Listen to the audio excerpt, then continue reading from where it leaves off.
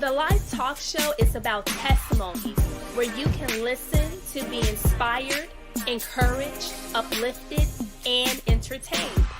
It's the life.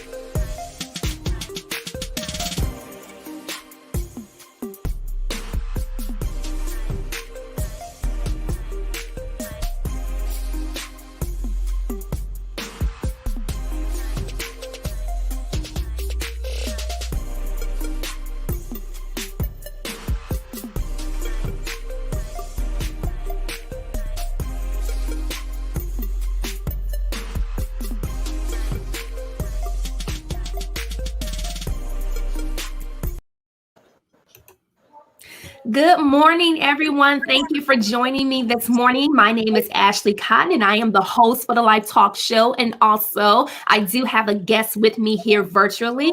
And before I introduce her to you guys, I just want to say thank you so much for watching live right now. And to those that will watch the replay, thank you for liking the video, sharing the video on Facebook, and also subscribing to the YouTube channel, the Life Talk Show. And so, you already know what this show is about. It's about testimonies. I want to highlight real people from different walks of life, different backgrounds, to really speak about their story, to share their testimony with us transparently, without any guilt, without any shame or defeat, because they have all been annulled in Jesus' name, and really highlight what this relationship with him is all about, to dismantle the lies from the enemy and to really shed some light on the Father's heart of how he feels about you and I, and as his bride collectively. And so without further ado, and I have to ask Belinda, how do you pronounce your last name? Is it Asahchop? Yes, Asahchop. That's real close. Good morning. Oh, okay. Because I know I can butcher a name or two, so forgive me. So her name is Belinda Asahchop. She is married to the love of her life with two beautiful daughters. She went through multiple miscarriages, 7 to be exact, before having her daughters. This affected her self-confidence as she felt worthless and unworthy to be a mother and a wife. And for over 10 years, registered social worker, transformational, and confident coach certified, she has inspired women to live their purpose with confidence, to create an impact in the world by embracing their core strength, mastering and sharing their stories, and creating their own economy. Belinda is highly accomplished motivational speaker, trainer, life and business coach. She has successfully helped women to start new business, increase their income, trade value for money, and effectively increase their confidence and clarity to get them where they want to go without apologizing. So let's welcome Miss Belinda to the Live Talk Show. Thank you for coming on. I really appreciate it. Thank you. Thank you, Ashley, for inviting me. It's a privilege and honor to be on your platform. So I am honored. Thank you. Yes, because I was on your platform along with Dr. Francis speaking about, my book, His Life, My Testimony. And so there were some things that, you mentioned during the interview that you conducted with me that I really wanted to invite you to say, what, you should come on to the Live Talk Show platform and just really share your story, because I think that it would bless a lot of women, especially what you've gone through as far as having 7 miscarriages. So let's just start from right there. And of course, we evolve however we're led by the Holy Spirit. So what was the first, if you want to share, if you would like to share, what was the first miscarriage like? Because I have a son, and that was the first time that I've ever been pregnant and was able to give birth. And I never I never been in a situation where I've experienced losing a baby, a child. So talk about that. So the first one, it's not something I was expecting, because these are some of the things that are embedded in our society that nobody talks about, right? You see people they get married and they have their babies and they have their kids, but some have gone through miscarriages, some have suffered losses, and nobody, in my experience, ever really talked about it.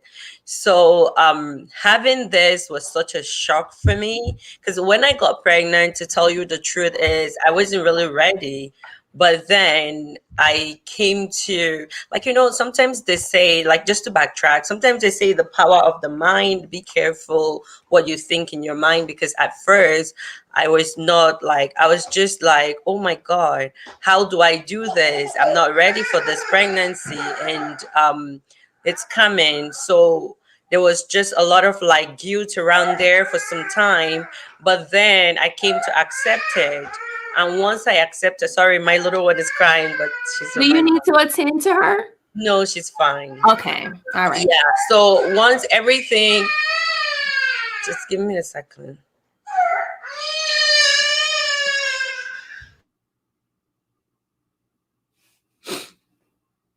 Listen, we understand as mothers, Miss Melinda is, married, but as being a single parent myself, a single mother, I know when I'm conducting my interviews and people are interviewing me, my son Manny Manasseh, sometimes he wants to cut up. Sometimes and I give him the warning, the talk that you give your kids before you go into the grocery store, or you go and you about to do something and they with you and you give them the talk like, listen, okay? And Manny, he's cut up maybe about 2 times. I was just telling the audience, sometimes we got to attend to our kids, because we're mothers and our children come first, before anything. But I hope all is well. But continue with your story. Yeah, no, she's fine. So, with that, so for a while, I was so negative about it. I felt guilty. I was not ready yet. I was not married at that time, though I was engaged to my husband at that time. So, once I turned around to start enjoying and just going through the moment and accepting the fact that I was going to be a mother, that's when I lost the pregnancy. It was devastating. It was such a shock.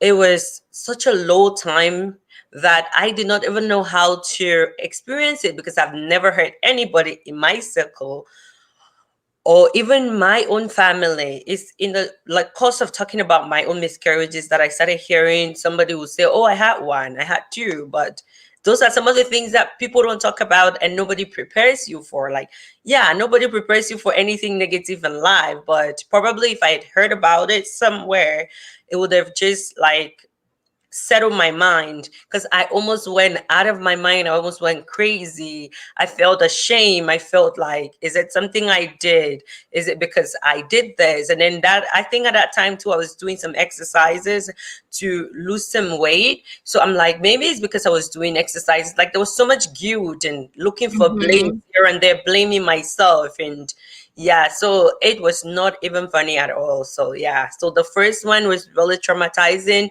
and even for my husband too, because meeting him, he had like he wanted to start a family as soon as we were ready. So having this was such something that made him really happy, and then turn around and lose it. He was preparing for an exam at that time.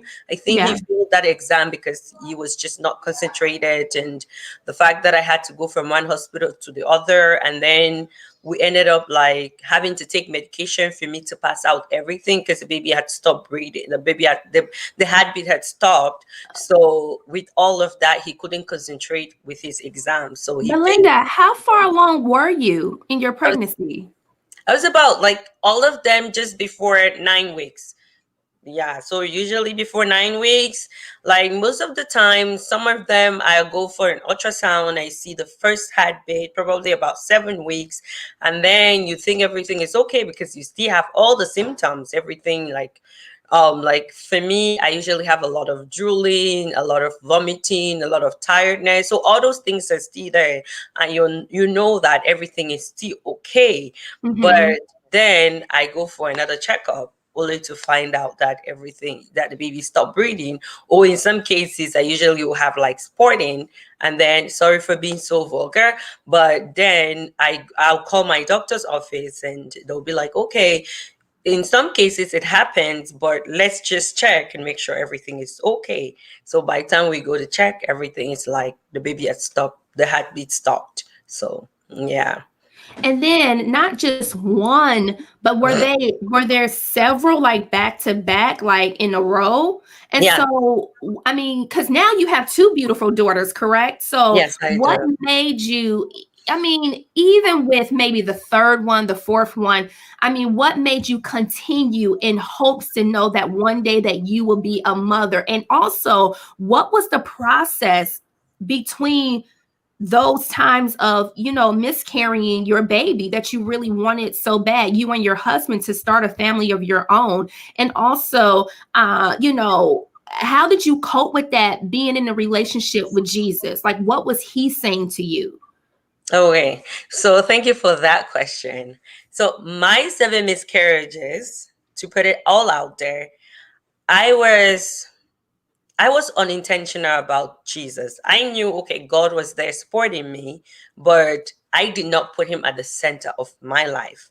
I was just like, okay, everybody gets married and then just pray a little prayer and everything is okay. So that is how I went from back to back. And because I was desperate, I was stressed out, I was anxious. So I put all of this negative energy into everything, into trying. Each time I had one, there was just that desperation to try again. Because with some, I started hearing stories. Oh, you're just blessed, or you're lucky.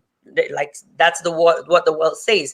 You're lucky. You're still young, and you're going to have your babies, and you're lucky Hmm. that you're even getting pregnant. Some people don't get pregnant, so that kept me like the frustration and the desperation that I really wanted it. Not in a positive way at that time. I was more negative, and I was more stressed out and desperate to really have this child, to prove that, okay, I'm a mother.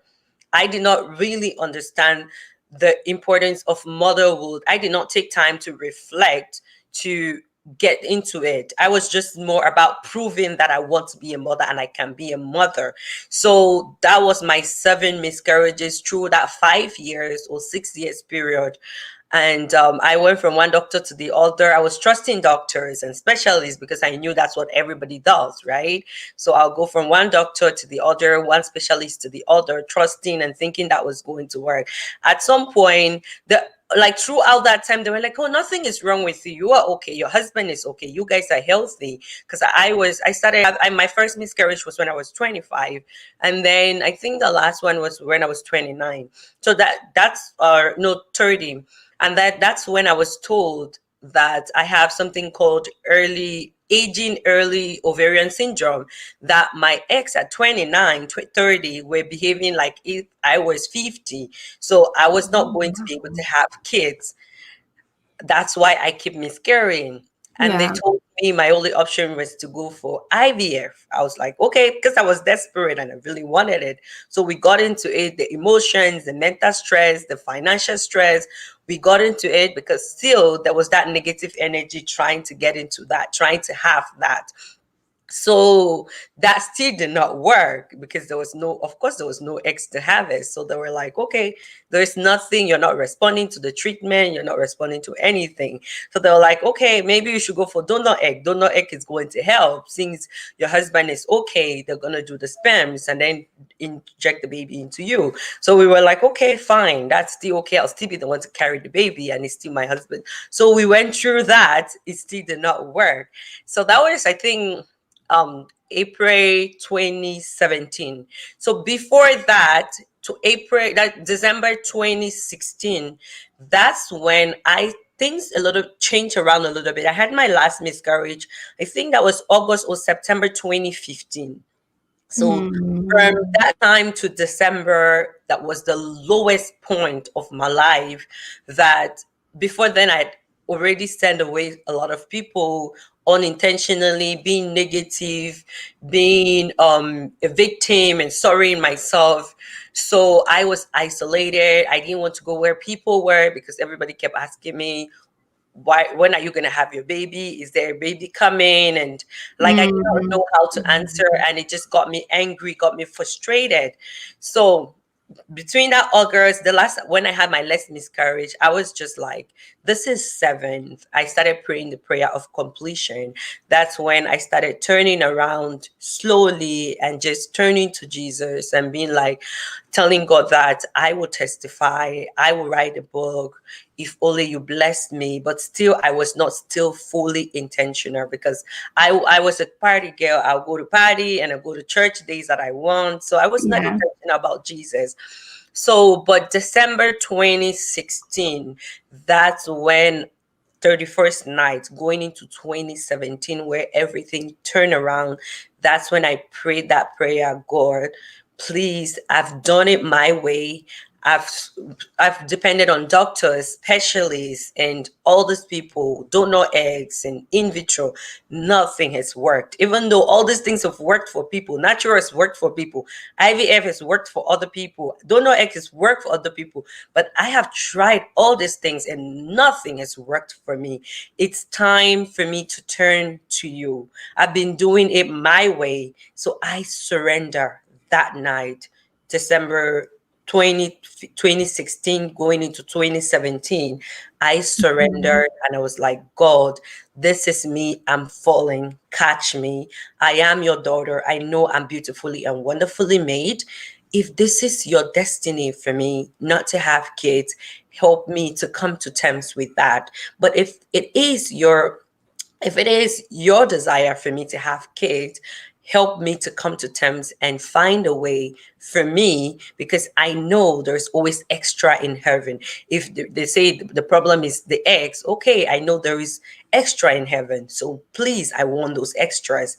Whatever the situation is, I was depending on God. So Yeah. that's when I started being intentional. And I think January, a friend of my husband invited us to where we worship now, bless him. And because he knew that we were struggling with having our own babies, so he invited us to our pastor, where we worship now. This woman, amazing woman, Mama Rose, she is really good. I met her for the first time that night. I really prayed, and she, like, the way she taught the Bible, she teach and prayers, warfare prayers and all those things. So I started enjoying being in the presence of God, and all things started changing spiritually for me. I became more aware and intentional about God and spending more time in his presence. And but we still had, that was before we started we that was before we did the IVF or even the donor egg.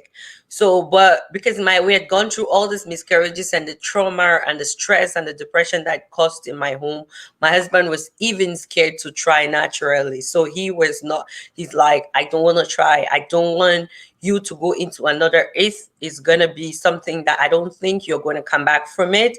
I've seen what is done to you every time you have a miscarriage. It's like I have to pull you from the bed. So I don't want to go through this, and I don't want you to go through this because just because you want to have a baby.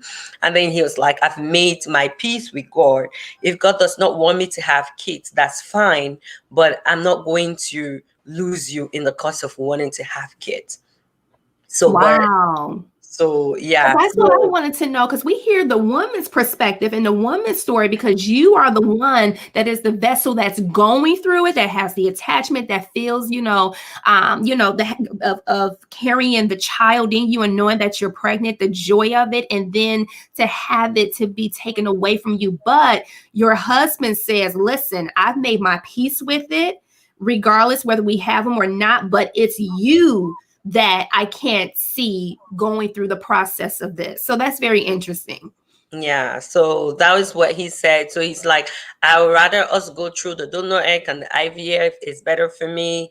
And let's try something new because we've been trying all this for 7 times and it's not worked. So let's try this and see. So we did. I tried the first one, it didn't work. I tried the first after the IVF didn't work, so I tried the first donor egg, it didn't work. I just started praying for God to change him and touch him. And because now I was spiritually more alert, I knew what I was doing spiritually. I started affirming and confirming and speaking the word of God through this woman who was like teaching us the word of God and spending more time in God's presence, going for Friday prayers. And I just became a church girl, like not a church girl, but I became a girl that wanted to be in the presence of God. I wanted to put God first. Mm-hmm. And yeah, so for some months or some time, it helped me to to de-stress, to take out that stress of like anxiety of wanting to have babies. Because at that time it was all about wanting to have babies, wanting to have kids, wanting to be a mother. But I did not take time to appreciate the other things that I had in my life, which was my family. My mother was always praying for me. My husband was supportive. He went with me to every appointment that we were going through. When we were going through the miscarriages, if he was not working, he would take me to every single appointment. He was there every single time. So I did not have time to appreciate all those things. I had a job, I had a good house. Like, those little things that like now we have to walk around with masks. People, I tend to appreciate the life without a mask because it's uneasy, right? Right. But those are the things that we took for granted, or like just having somebody around and hugging them. Those are the things we took for granted, but now you don't even have that choice, or you don't even have that opportunity to do that. So I took all those little things in my life for granted because I was focused negatively. So then with all this 2016, early 2016, changing my perspective and speaking the word of God, understanding that the only thing in my life was not children. There was so many things to be thankful for, and God had made me rich in heaven, in heavenly places. I just had to speak them into my life and be positive. I supposed to be negative the way I was. So I started changing and being positive. So I think that was June or April.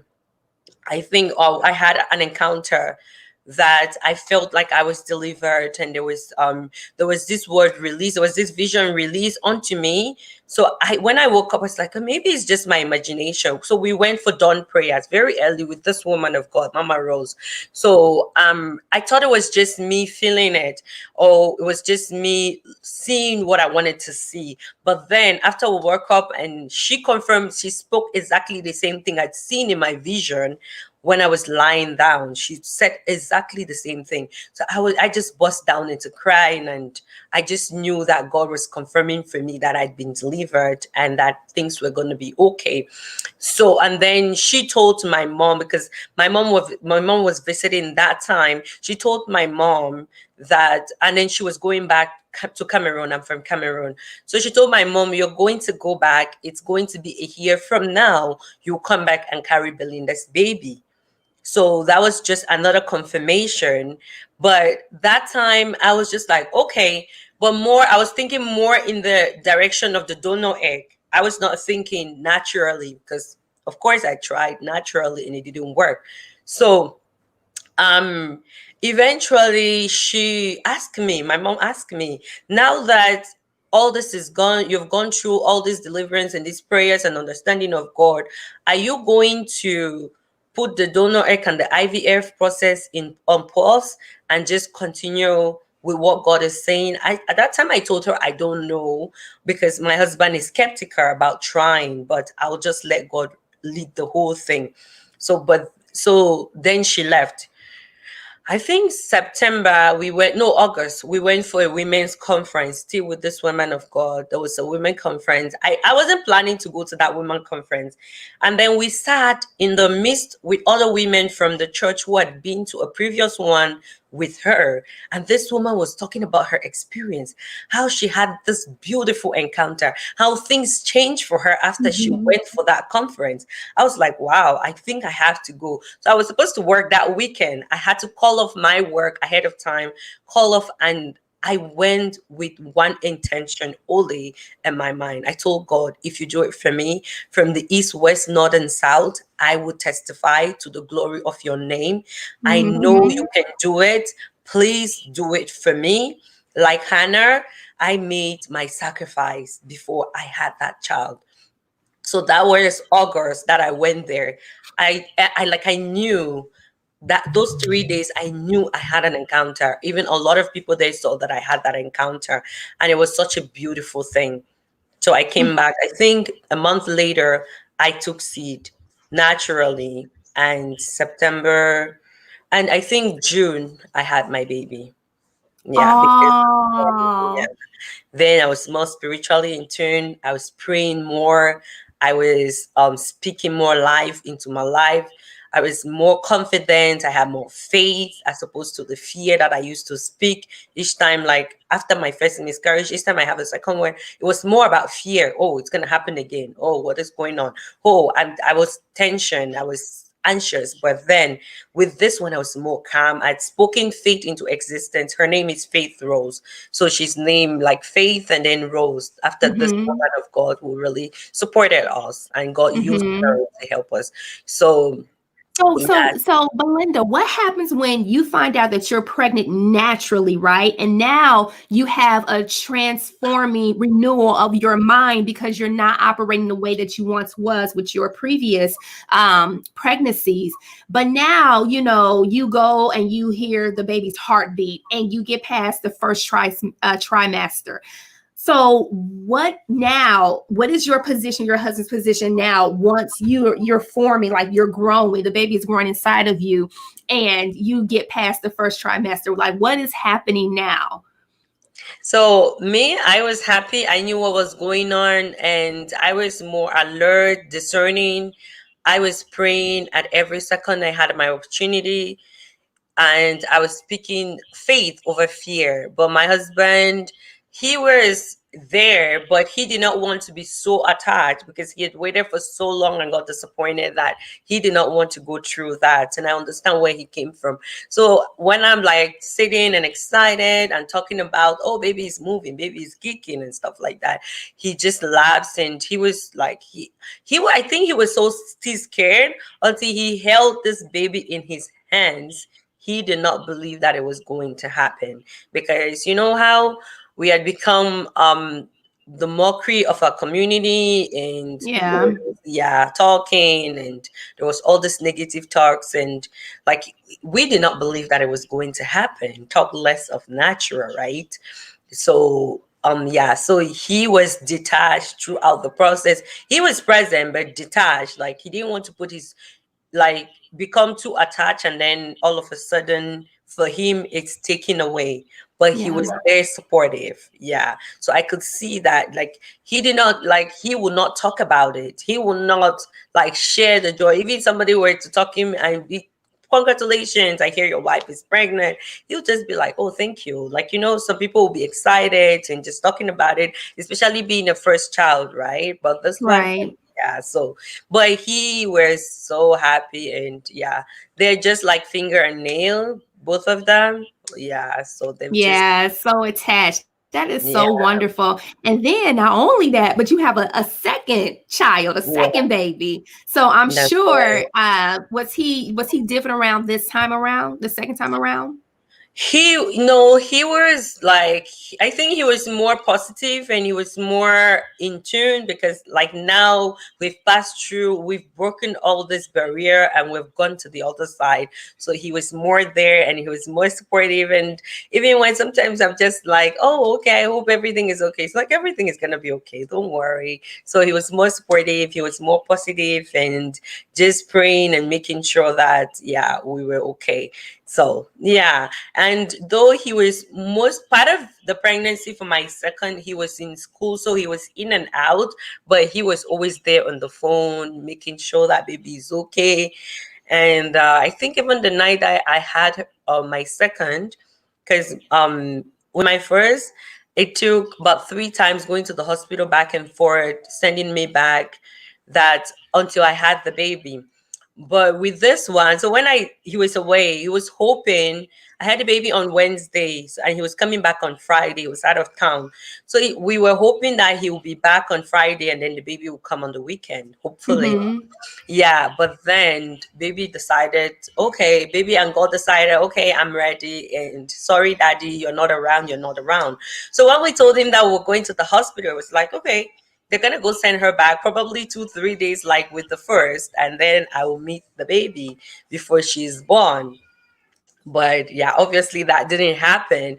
And then 20 minutes later, they call him, showing him pictures of the baby, and it's like, oh, he's like, what is going on? My sister-in-law is like, baby is here. It's like, what? Just 20 minutes? So this one was really fast. I think it started at 6:45 and by 7:20, baby was here. It was just like fast, fast, boom, boom. Yeah, because God, when God just open that door and you stay in tune and focus on Him, Hmm. He just makes things easy for you, and you don't have to struggle. The struggles, and like they say, like He says in His word, the Egyptians you see today, you shall see them no more. So Yeah. the Egyptians that I saw in my first, especially with the birth and everything, because when I had her, she the stress and 3 days of going back and forth to the hospital. She finally had the first meconium when she was still in the womb. So she aspirated it, my first. She aspirated it. So when she came out, she was not suctioned properly. So she had to stay in the NICU for 3 weeks. Imagine waiting for this baby for your lifetime, and then you're ready to go home, but this baby is like breathing abnormal, and they tell you she's not doing well, she has to still stay in hospital. And not only 1 2 days, for 3 weeks she was on oxygen, she was on antibiotics, and it was such a crazy time. It was just like the devil was fighting tooth and nail to make sure that we do not celebrate. But yeah, so but everything was calm with my second. She was just calm, and like when I look at both of them, my first is a warrior. She will fight for everything because she had to fight to come into this world. Even Yeah. in the womb, you could hear her fighting and pushing. But the second is more settled and more calmer, which the both of them complement each other. So yeah. So That yeah. is an awesome testimony that even with God blessing you with the desire of your heart to bring life into this world, that you can feel her fighting Oh in the yeah. womb for her life, which means that the enemy was after her. And I'm just thinking out loud is that she must have a wonderful purpose. Like her calling, her purpose must be something if she's a threat before she even comes into this world, and then she entered into this world in your womb, that she must be definitely a threat to his kingdom. Because I mentioned it in my book that Satan comes after children, he comes after babies, just like he did with the Hebrew children with Moses, and his mother had to put him in the river to send him adrift to hopefully he was found by the Egyptian Pharaoh's daughter. But the fact that even in the New Testament that the enemy Satan tried to come after the kids, and with through King Herod when he said kill them from 2 years old and younger, that it doesn't stop because he's after the destiny and after the promise that God has given us. And so, Belinda, now that you have your two children and you made that promise, to God that listen, from the north, east, west, south, I would give my testimony. What happened after that? When you have your children now? So now I have my two girls. I think when I had my first, I started looking for ways to, because I'm a social worker, right? And I started looking for ways to be more fulfilled. I started looking for ways to testify to this big testimony. I was talking about it more around my community, and my community already knew my testimony. So I started looking for ways on how to bring this message of what God had done after 7 miscarriages. When I read online, I see 2 3 4, but seven, I don't know, like probably it's out there. But miscarriages are something that people don't talk about. That's why I've just, when I have my opportunity, I talk about it, because that one woman out there, probably she's had 1 2 and she's discouraged, she's feeling worthless, she's feeling unhappy, she's feeling unwanted, isolated, because she feels like, oh, maybe something I did in my past, maybe something I did when I was pregnant, maybe because I went for that walk, maybe because I ate that food that I wasn't supposed to eat. Like, your mind just play all these tricks on you. So Yeah. I just made it my mission to testify, to talk when I have my opportunity. And I am not ashamed of it. Some people will be like, oh, why do you talk so much about it? I'm like, it's because of what God did for me. When I was living in silence, when I was isolated and ashamed, there was nobody there for me, but God found me. God changed my story. He changed things around for me. And I cannot keep silence, because somebody out there needs to hear. And to tell you the truth, when I started being intentional and being going to church more and worshiping more, I heard this lady give her testimony of how she struggled. And then finally, she had these two boys. And then I became more aware of all the stories in the Bible of Hannah, Elizabeth, Mm-hmm. Rebecca. So that really, really strengthened my spirit. That encouraged me. That lifted me up because I thought I was a lone person. I thought I was just like I didn't hear of it in my community. I didn't hear of it from the people around me. So I just thought, okay, I'm just this person that's falling from one tree and she's going through all these terrible things that nobody has gone through. But hearing other people had gone through it, in the Old Testament, and it was still happening. Even in the physical, this woman, I had to make her my friend. Just talking to her encouraged me. Being used to with her and her boys just encouraged me. So that is the reason that I started looking for ways to testify. So with my first, I started going online and talking about business, looking for ways to be fulfilled. That didn't really help because then I went back to work, got busy, and then I put it to the side. But you know how they say it you start something and it never really leaves you, keeps lingering and reminding you. So I kept developing and kept reading and kept looking for ways to develop this passion that was within me. I did not know how to put it together at that time until God blessed me with my second child.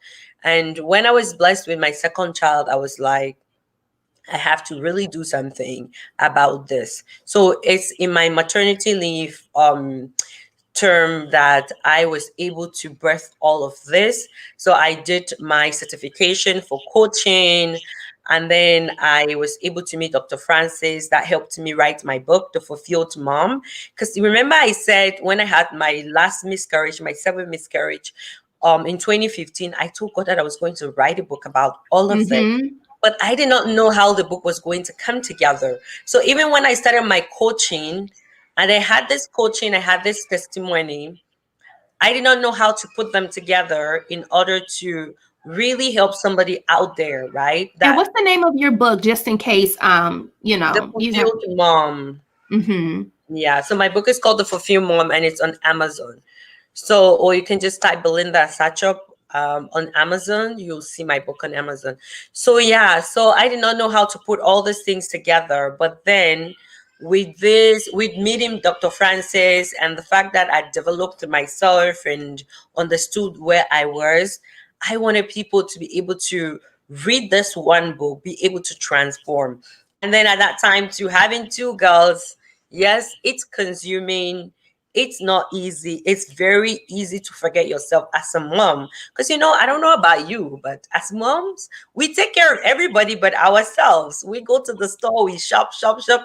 And then when it gets to your turn, you're like, I'll come back tomorrow or I'll do it next time. That's us moms. But my goal is like being a mom is something to be celebrated.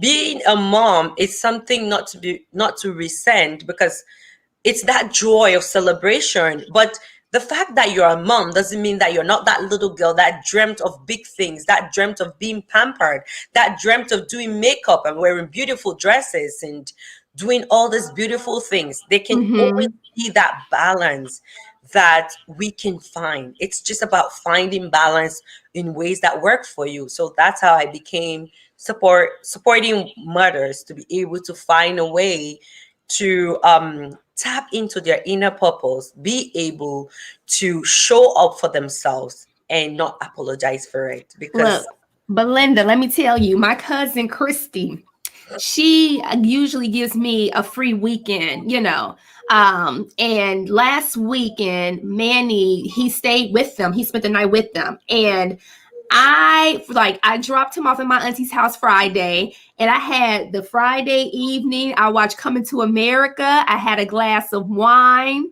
and I was with one of my sisters in the Lord. And then Saturday, I did the talk show.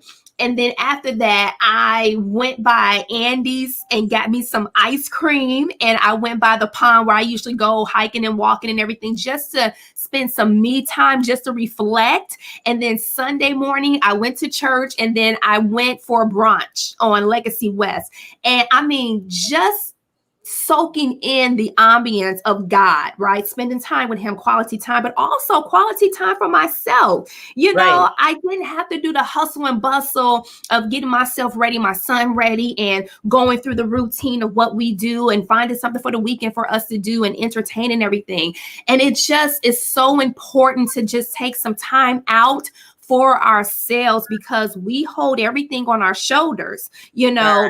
And it just felt so good just to take a moment to say, you know, I took a picture and people were like, "You look so refreshed. You look so beautiful." And I'm just like, and it kind of make you think like, now, wait a minute now, what y'all trying to say? I be looking all stressed out and tired, but just to be able to take that time and reflect is so important, to Yeah. take time out for ourselves. So I completely understand. I completely get it. And Belinda, what would you say to women who desire to want to be mothers, who desire to have a baby? And it doesn't matter the age, because they've been miscarrying or they feel like it's not going to happen, and they've been through the entire process of embryos and going, you know, to the doctors and getting, you know, checkups and everything. Because just to be transparent, and I'm not going to put anyone on blast or say anything, anybody's name or anything, but I was presented with an opportunity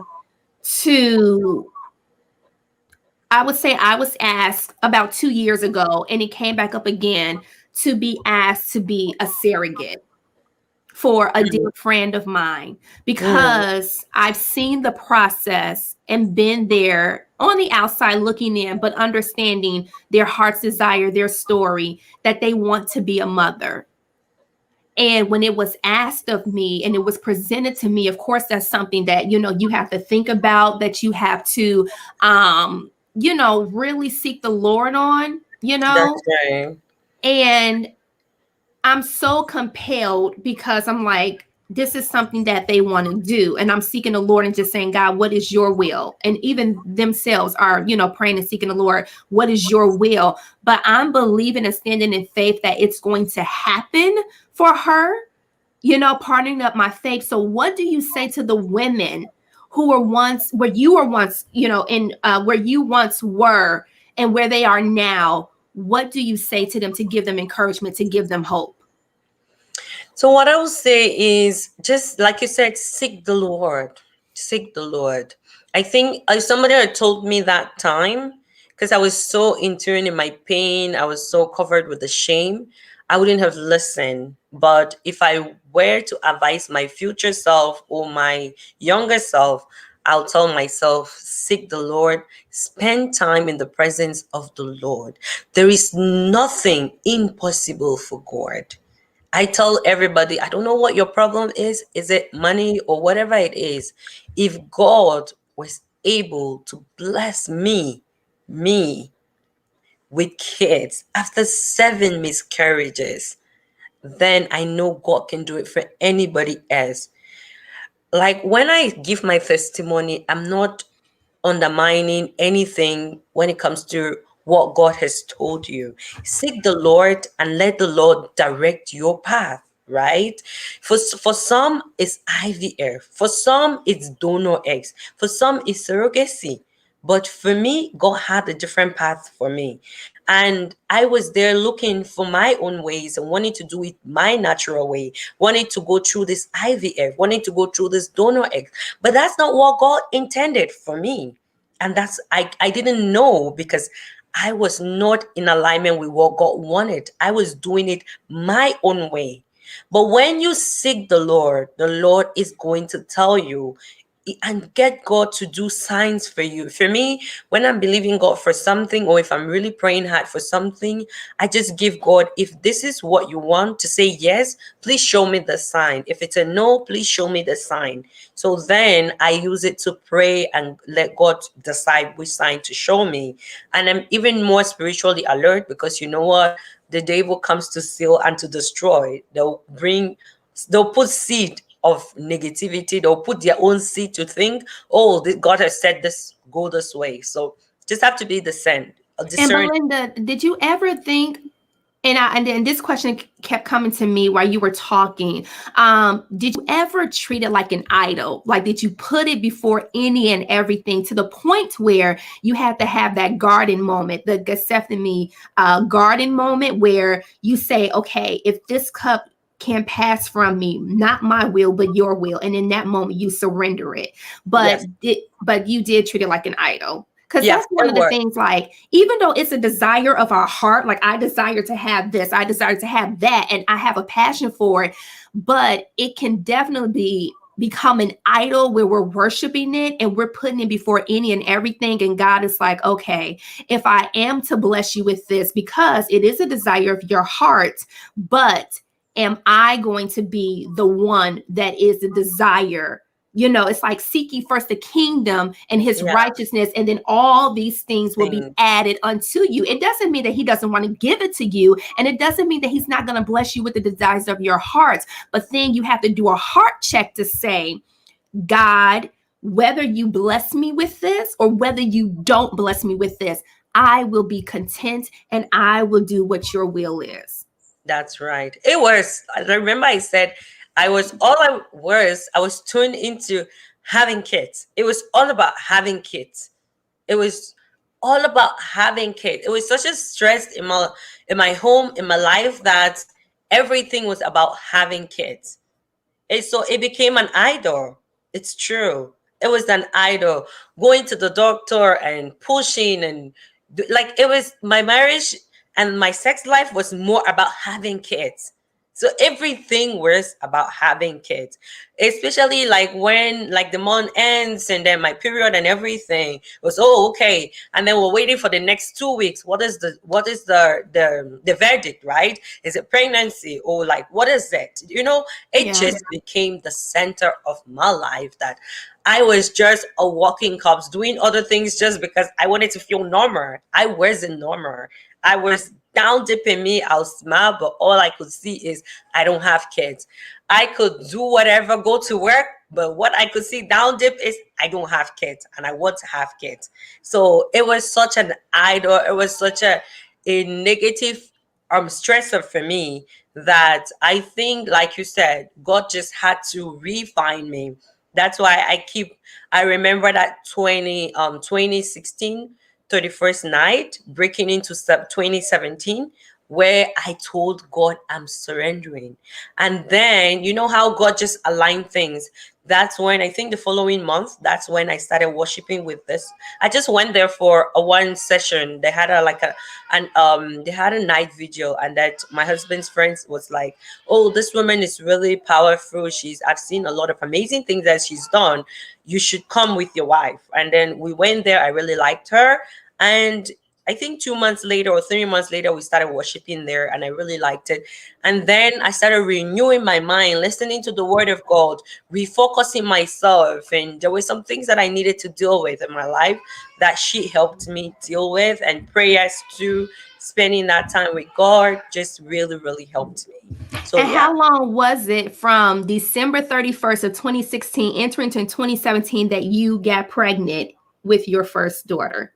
It was, I think September. So 9 months. 9 months. Wow, 9 months. 9 months on the And head. yeah, and I had, so it was exactly 1 year when I made that prayer of substitution, but I still was not intentional. And I made that prayer of completion. I'm like, seven is completion in the spirit realm, right? Seven, you know how people's deaths are written off 7 years, and then there's so many things that happen 7 years. There is even in the Bible, God says after 7 years, start all over from 1 year, get rest. Then God rested on the seventh day, and there is so many things about seven. It was completion for me. I was like, this is completion. I cannot go into eighth. So that's another thing too, that we were very skeptical about trying naturally again. So that time, from that September that I had that last miscarriage till September the following year, I did not take in naturally until I took in when I had my fifth rose.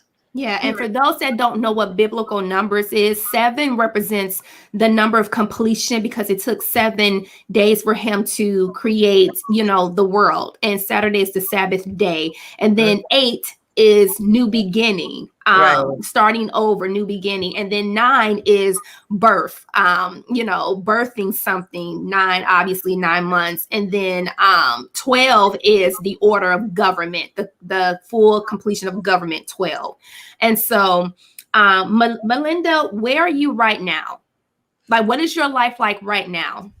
So my life right now, I think the fact that I'm able to help and support other women, bring my testimony, is just fulfilling. And after I shared my testimony in, I think in one other group in, I think it was October, there was this lady that heard my testimony. She had been waiting for so long too, so she contacted me and she was like, I tap into your testimony. I've been waiting for so and so, and I'm believing God for a breakthrough. So we started our prayer group, so that I just got lured to pray with her. So we started doing prayers together with her in November every Monday. So now I've had some other people join. So we are about seven of us that we do the prayers. We do general prayers, but the main focus and the main goal of the group is to pray for women who are believing God for spouses and women who are believing God for the fruit of the womb. So we've just been, yeah, so I've been able to form that group, and we do And it what's the together name of the every group? Monday. And it's a Facebook group. What's the name of it? No, it's not the Facebook group. I don't want it. Okay. I don't put it on Facebook. We do it on Zoom for now because, like I said, going through infertility and waiting is something that is, it's very personal. And if somebody Yeah. does not really feel comfortable, they don't talk about it. Because I did not talk about it until so late. And even when I started talking about it, I'll pick people here and there to talk about it. People used to ask, oh, I'm like, I'm not ready. When we're ready, we'll have kids. But like I did not have the guts to tell anybody I was going through miscarriages because I'm like, people are gonna judge me, and so Yeah. we have, yeah. So I called the name of the group for now is Be Still and Know I'm God. So for Mm-hmm. now, that's the title of the group. The team of the prayer sessions on Monday, we do 1 hour. So if there is anybody that is believing God for the fruit of the womb and you just want to join a group of women to just pray together. I'm not a pastor. I'm just there to support and just pray some prayers and just support whoever, encourage based on what I've been through, because I just feel like there are people that out there that need encouragement. Um, so that's what we've been praying, and I think we're seven of us right now in the group. So yeah, as God leads, we're gonna take the group to wherever He wants us to be or to take Amen. it to. Yeah. So And the name of the outside group that, is Be Still and Know That I Am God. yeah. Yeah. So right now I'm going to transition to the fire rapid questions. My I would say five, and then my bonus question at the end. And these are fun, light icebreaker questions. And so just to get a peek into your relationship with how God, speaks with you and interacts with you. So the first question is, what is your favorite Bible scripture? For me, it's I usually speak I am wonderfully and beautifully made. Yeah, Mm-hmm. so like especially when I have challenges or when I'm feeling unconfident or when I'm feeling like things are not gonna go the way I want them. So I just start speaking, I'm beautiful and confidently made. There is nothing impossible for God if I believe. So I have to believe for it to happen. And when I believe and I pray my prayer, I pray a prayer of peace. So I let it go. That way I've learned not to stress about things, because when I stress so much about things, it becomes an idol, like we were saying, right? So Yeah. those are my verses that I, yeah. Number two, how do you get into the presence of the Lord? I do lots of worship, especially when I put my girls to bed. We start singing because sometimes they don't want to go to sleep. So my little one, my youngest, her name is Jolinda, and biblically it means God is gracious. So she loves singing. So when she loved listening, and she would try to sing along with you. So when we go to sleep, when I go to put them to sleep after reading a book, then I start worshiping and singing, and then yeah. So then I go into like worshiping, praying, and then lately I've been trying to get into 3 to 5 a.m. prayers. I'm Hmm. still not consistent yet, but I'm praying for God to help me to be consistent. Yeah, to go into that. And then, because I usually am up around that time for some reason. So I started on listening to this man of God who was talking about the importance of praying and just journaling what God is saying at that time. So I've just been alert at that time. So I try to pray, but I pass out in the middle of it. So I'm praying for grace to be Hmm. consistent every day. So yeah, but most of it is what praise and worship. Because I another thing I forgot to say is when I went into the new year and then started worshiping at this my new church. It's called Living Waters Assemblies of God. So I started serving and I started singing.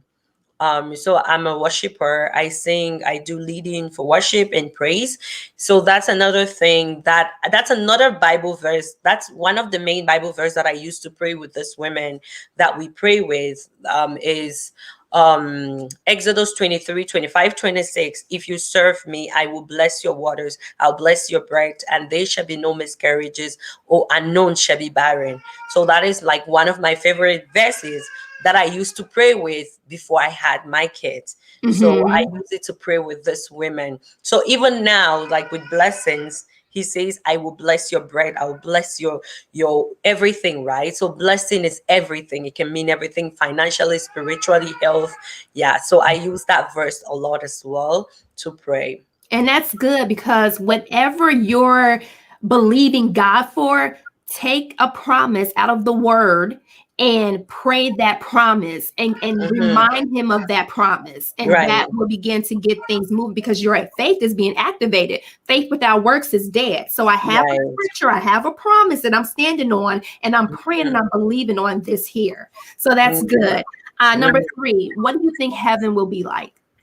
For me, I feel like it's going to be a glorious thing. And I pray every day to God, please help me not to go back to where I was before, because Yeah. where I was before, I don't like it. I want to continuously know you more, continuously have that better relationship with you, so that when my groom finally comes, I will be there to embrace him. I will be there to enjoy eternity, and I will not miss heaven. I will be there with my loved ones and celebrate with everybody that we've been serving. Hopefully, we've all been serving from the heart, and God sees that we're true and we are in alignment with what He wants us to be. Because the one thing that you don't want to miss is to talk about God, feel like you're serving God, and then on that day, when rapture happens, you're not there.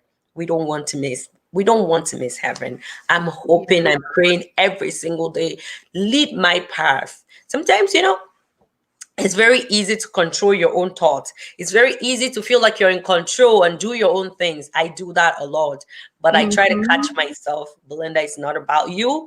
Let God lead your path, because I've seen how I've failed, hopefully, when I try to lead and be in control. But when I let God lead and then God is in control, there is so much magic that happens. Yeah. And yeah, so I Or that's we can. another word that I stand by too. I tell God, please lead my path.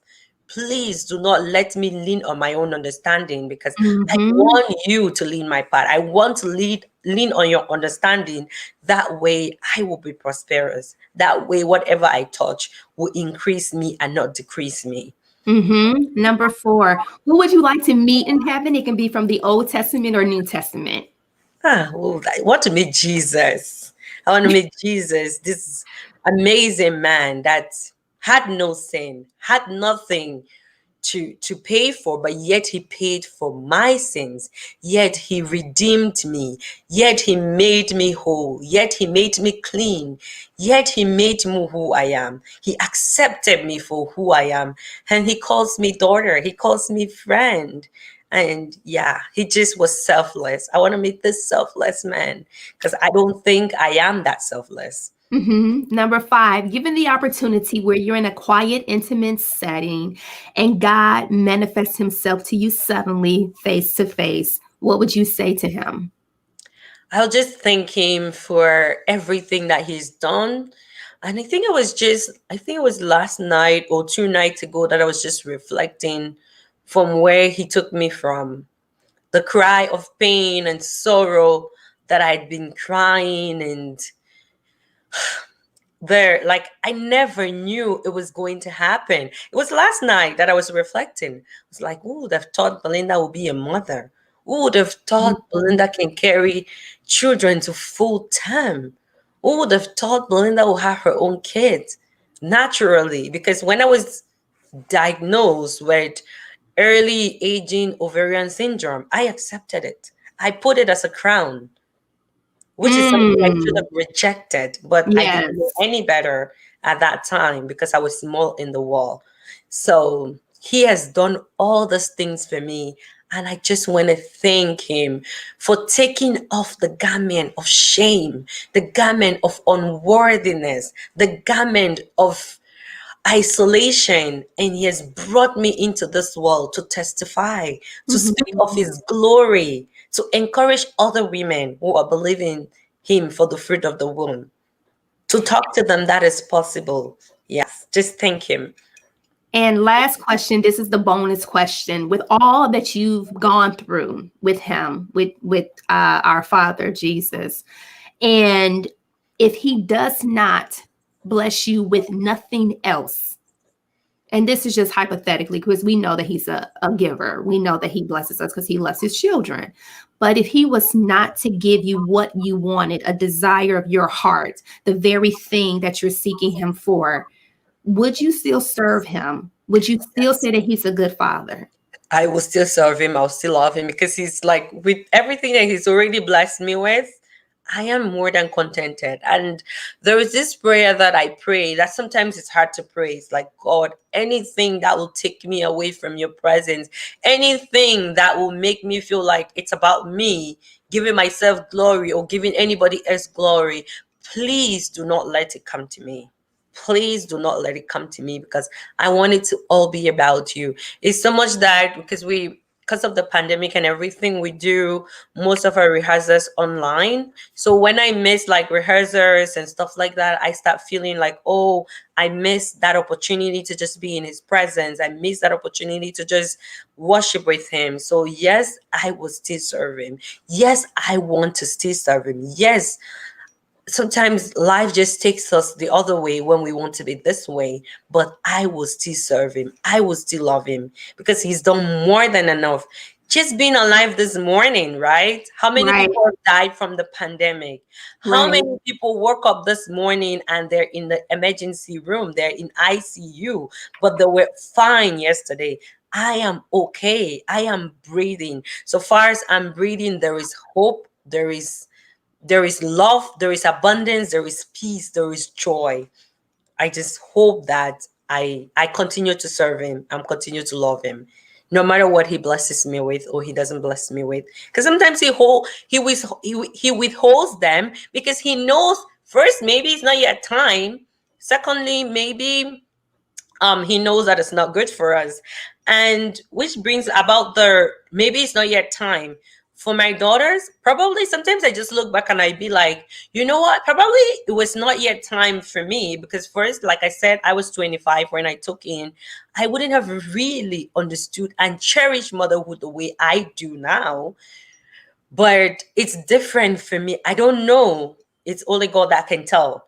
But I just feel like I wouldn't have been the mother that I am today if I didn't go through all those difficult times, if I didn't go through all those miscarriages to get to where I am, to embrace this beauty that people take for granted. Because me, I was always taking it for granted. I was like, oh, I'll get married and I'll have kids like every other person, right? That was me. Right. Yeah, but I did not know that it's something to behold. So now, when I have more compassion, more empathy, and more in tune to somebody that I hear their story, who have struggled or who is struggling, I want to find a way to just help them. I want to find a way to be that intercessor for them. But I probably wouldn't have been that if I didn't go through all of this. Well, with that said, we have come to the end of our show. I want to thank my guest, Belinda, so much for coming on and just being so open and so transparent to share something that's so intimate. And also I want to thank you all as well, Facebookers, YouTubers, for liking, sharing, subscribing. Maybe you know someone that may not go through the exact same thing that Belinda has went through, but maybe this can be an encouragement to say, guess what? That very thing that you desire, God can give it to you. Just, put some things in perspective, put some things in order, and watch what God can do, because he's no respecter of person. So I hope that you all stay blessed, be safe. God bless you all. And I will see you next Wednesday with another guest. Take care. Yes, and if you want to join my group, you're more than open to join my group. So you can contact me through Ashley, and I will connect you to my group. Thank you. Yes, absolutely, because we're actually friends on Facebook. So they just look you up on the friends list, search you out, and then also I will get your information too to put on this here video as well. So don't hang up just yet. Okay, I'm going to end it. All right.